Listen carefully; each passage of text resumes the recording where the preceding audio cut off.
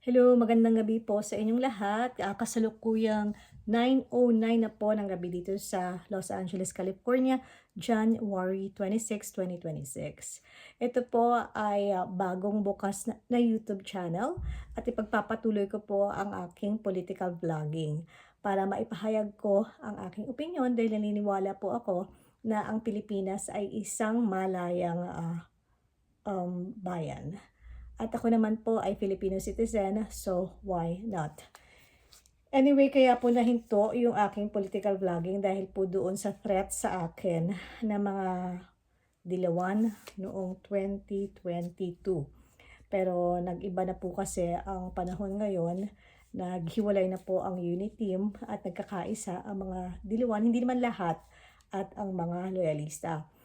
And don't forget to subscribe to this channel. Don't forget to like and follow me para maipahayag natin kung ano naman yung ating nasa loobin at pwede natin pong talakayin.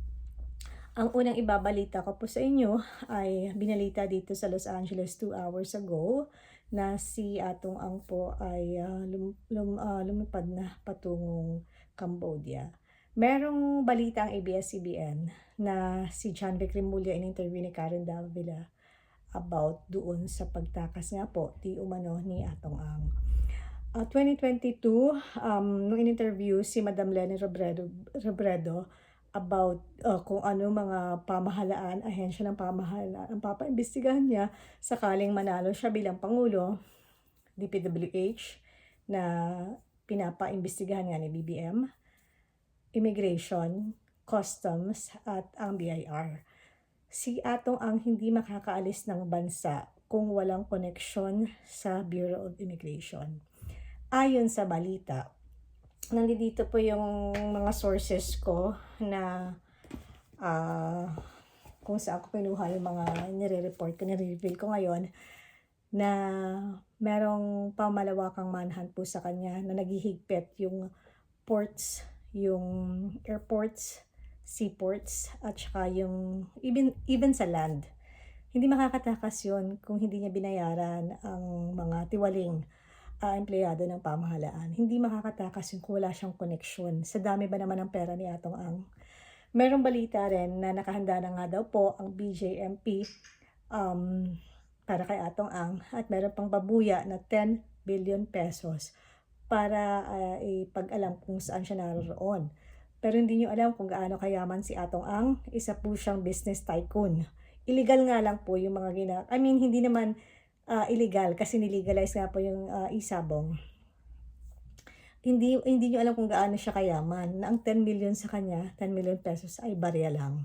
And then also Atong Ang, nasangkot din po ito sa mga Barreto sisters, kay Gretchen, dun sa pamangkin nila at kay Claudine po. So hindi na natin tatalakayin kung ano yung showbiz connection ni Atong Ang. And kahit nasabihin na natin na naging ex-girlfriend niya si Sunshine, hindi natin alam kung sila pa ba or hindi. But anyway, gwapo ba si Atong Ang? Gwapo ba si Atong Ang? Hindi ko alam. Gwapo ba? Anyway, sino ba naman ang hindi mabubulag sa isang Atong Ang na napakayaman at napakaraming pera? Kung naghihigpit kayo kay Atong Ang, paano nakalabas? So may binayaran siya sa BIR, sa cost sa immigration, may binayaran siya sa Cambodia. And nasa balita din po, 2024 pa lang, nakaset up na ang isabong sa Cambodia. Also, okay, nung lumabas ang balita dun sa mga missing sa Bungaro, si Patudongan po, ang kanyang kanang kamay, nag-reveal na siya daw po ay mastermind. So, parang it boils down to one thing, na siya talaga ang soul, na solong may pananagutan sa lahat. Pero nawawala nga siya. Hindi ko alam kung na-serve ba yung warrant sa kanya. And then, guys, kung si Pangulong Duterte napakulong sa ICC, kung si Pastor Kibuloy nahuli, ano bang meron kay Atong Ang na ikinatatakot ng pamahalaan, ng pulisya, ng mga ahensya na bakit hindi siya mahuli-huli? Yun yung nakakalungkot na isipin eh. Pero ilang taon na ba si Atong Ang? 60s, 70s? hindi niya madadala lahat-lahat ng pera niya pag namatay siya. And kawawa yung mga anak niya dahil may stigma sila. Iisipin ng mga Pilipino na kahit walang kasalanan ng mga anak nila, kriminal, hindi pa naman napapatunayan, pero pag napatunayan, kriminal ang tatay niya dahil ang kinasasangkutan niya ay ang kidnapping. And yun nga lang po hindi ko alam kung mahuhuli si Atong Ang, kung ito ba ang manhunt sa kanya, ito ba yung pabuya sa kanya, ito ba ang paghanda ng BGMP or pag-surrender niya ng mga firearms niya, isa lang ba itong mga sabihin na palabas na naman. Kawawa ang mga Pilipino. Halos araw-araw may ibang mga masasamang balita. Yung mga politiko lang naman ang nagbibenepisyo. Iniisip ko nga baka pwede naman tayo magpa-colonize na lang para mabitay na lahat ng mga magnanakaw at mga tiwali. Ang Pilipino kasi, ang hirap kasi sa atin, ang dali-dali nating magpatawad. And tingnan niyo yung nangyayari sa Senate, sa Congress. Sila-sila rin lang ang mga gumagawa ng krimen. Pare-parehong tao. Hindi na ba tayo natuto? Inaamin ko, ako po loyalista. People, Power, EDSA Revolution, 1986. I was 10 years old. Yung sinasabi niyong diktador, yung sinasabi niyong magnanakaw, corrupt, nasa Guinness Book of World Records. Hindi niyo alam na hanggang ngayon, panukalang batas, yung mga batas niya, lahat, napapakinabangan pa ng mga Pilipino. Lahat ng binild niya, ospital, tulay, lahat-lahat, napapakinabangan pa rin. Ano nangyari nung pumalit si Cory? Binago ang konstitusyon. Si Ramos, nagbenta ng maraming pamahalaang pag-aari ng mga pamahalaang mga kalupaan. Si Erap, na nagnakaw din. Si Gloria, ganun din, nagnakaw lang din. Si Noynoy, at higit sa lahat si Pangulong Duterte.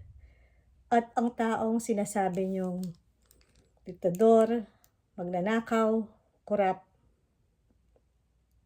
ang taong sinasabi niyo na pinatalsik niyo, na sinasabi niyo na ipapahukay niyo sa libingan ng mga bayani, acquitted. Ang ngayon si BBM, ipapa-impeach na siya ang nagbulgar ng DPWH ng lahat-lahat.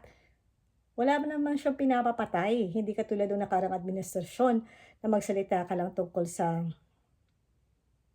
pamamahala niya, patayin ka na. Ano nangyari kay Percy Lapid? Marami pa sila. Kay Paruhinog, EJK, di ba? At ang gusto niyo i-impeach si PBM, papalit si Sara para matapos ang investigasyon, DPWH. Custom investigahan din, BIR. At saka immigration at marami pang iba. Dahil alam ko ang daming tiwali. Ito ba ay dahil sa kahirapan ng buhay natin? Yung parang ang daming Pilipino na hindi na natuto or namanhid na or bahala na, kanya-kanya. Walang mangyayari sa atin kung ganyan ang iisipin natin. Ang dali kasi nating maloko at ang dali rin nating magpatawad. Sana naman matuto na tayo. Binoto ko number 1 senator, ano nangyari? Robin Padilla, Bato, Bongo. Tagal-tagal na wala pa nakukulong. Ang dami kasing ahas sa palasyo Siguro gusto nilang iupo yung VP para humalili, matigil lahat. Papayag ba ang mga taong bayan? At papayag din ba si Atong Ang hindi makulong? Dapat ikulong yan. Makipagtulungan sa Cambodia, Interpol. Ang daming paraan. Yun lamang po. At maraming salamat sa pakikinig.